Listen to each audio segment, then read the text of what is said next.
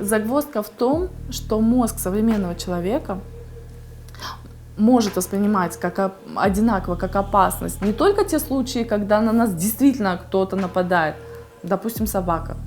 Не меньше этого нас напугают наши же собственные мысли в нашей же голове. Если вы серьезно напуганы, страх должен мобилизовать ваш организм, и психосоматические реакции не заставят себя ждать.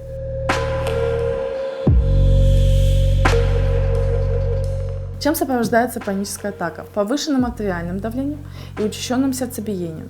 Для чего это нам нужно? Это нам нужно, чтобы кровь поступала к мышцам как можно быстрее. Паническая атака может сопровождаться одышкой.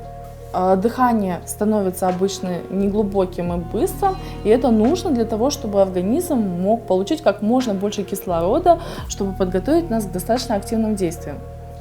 Но если вам не надо не бежать, не вступать с кем-либо в борьбу, то это приведет к гипервентиляции. И в итоге человеку кажется, что он задыхается, хотя на самом деле у него переизбыток кислорода в этот момент. Поэтому много техник направлено в первую очередь на дыхание. Если удастся замедлить дыхание, то тревога так может и не перейти в панику. Но если в организм уже поступил переизбыток кислорода, и он никак не использовался, то может развиться головокружение или одышка. Если вы запустили реакции на то, чтобы можно было убежать от опасности, тогда не удивляйтесь, если почувствуете тошноту. Причина ее в том, что кровь отливает от пищеварительной системы, чтобы дать дополнительное питание мышцам. У вас могут начать мерзнуть конечности, также потому что кровь устремляется именно к мышцам. Сами мышцы могут быть довольно напряжены. Ваше тело готовится бить или бежать. В то же время тело стремится избавиться от всего лишнего, от жидкости и не только от жидкости, поэтому не удивляйтесь, если вы вдруг внезапно очень сильно захотите в туалет. У вас может бросить в пот, у вас может быть сухость во рту. Если запущены реакции бегства от опасности, то обычно поле зрения сужается, чтобы вы не отвлекались ни на что лишнее. Мысли при этом ускоряются, и это развивается такое явление, которое называется деперсонализацией и дереализацией. Все то, что вы будете видеть, будет непривычно, или вы сами себя будете чувствовать очень непривычно в соответствии с тем, что видите. Люди говорят, что я как будто выпадаю из реальности, но при этом у меня целый поток мыслей в голове. Учитывайте, что человеку, чтобы спастись, нужно очень много адреналина. И если вы так и не израсходуете сгенерированный вашим же организмом адреналин на бегство или на то, чтобы биться с кем-то, то не удивляйтесь, если тело начнет непроизвольно содрогаться. Вы можете почувствовать такие судорожные сокращения мышц.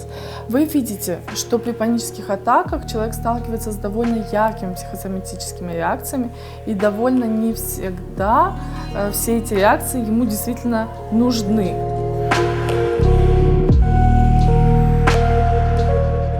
Вы должны усвоить, что паническая атака – это здоровая реакция организма в ответ на опасность. И если она случилась единожды в вашей жизни, то это абсолютно не страшно. Но если такое случается довольно часто, а вам действительно не нужно постоянно не нападать на кого-то, не убегать от кого-то, то это означает, что ваш мозг уже выработал как привычку запускать панические атаки. Повторяющиеся панические приступы закрепляются в паническое расстройство. В таком случае вам действительно уже лучше обратиться за помощью к специалистам. Почему без специалистов самостоятельно справиться сложнее? Потому что паническая атака – это действительно довольно пугающая история. И когда они случаются автоматически, вы не в состоянии отследить причинно-следственные связи. Скорее всего, у вас есть первичные страхи, и, соответственно, у вас уровень тревоги уже несколько выше, чем должен быть в норме. Но когда панические атаки входят в привычку, то есть когда у вас уже паническое расстройство, то это говорит о том, что у вас уже имеются довольно устойчивые и вторичные страхи. Вторичные страхи – это обычно страх того, что у вас сейчас начнется инсульт или сердечный приступ, или вы задохнетесь. Так или иначе, это страх смерти. Или страх того, что вы сейчас сойдете с ума, потеряете контроль над собой, и вам никто не сможет помочь. Это, конечно, все ложные страхи, но они еще больше способствуют тому, чтобы панические атаки стали для вас привычкой. Все мы знаем, что если что-то вошло для нас в привычку, то избавиться от этого намного сложнее, но это возможно. Для этого главное понимать то, как работает наш мозг. Конечно же, помощь психотерапевта поможет вам уделить достаточно внимания вашим первичным страхам, которые вас и привели к этому состоянию. Также не обойдется без того, чтобы убедиться в том, что ваши вторичные страхи сойти с ума или умереть от чего-то, они обоснованы. И самый важный этап – это предоставить возможность вашему мозгу, в частности миндалевидному телу, не бояться. И это возможно только в активированном состоянии. То есть, когда вы уже испытываете страх, именно тогда предоставить возможность мозгу убеждаться в том, что ваши страхи не обоснованы. И самый важный этап – это предоставить возможность вашей амигдале, миндалевидному телу, научиться не бояться. Это возможно только в активированном состоянии. То есть, когда вы уже испытываете страх, именно тогда вы предоставляете возможность мозгу убеждаться в том, что ваши страхи не обоснованы. Делать это нужно как можно чаще. Это должно войти для вас в новую привычку. В случае, если вы не измените себя и свои привычки, а только будете убегать от своих страхов и избегать всего того, что вас пугает, то вы так и не позволите вашему мозгу и миндалевидному телу, в частности, ничему научиться. И, конечно, в таком случае это скажется на вашем качестве жизни.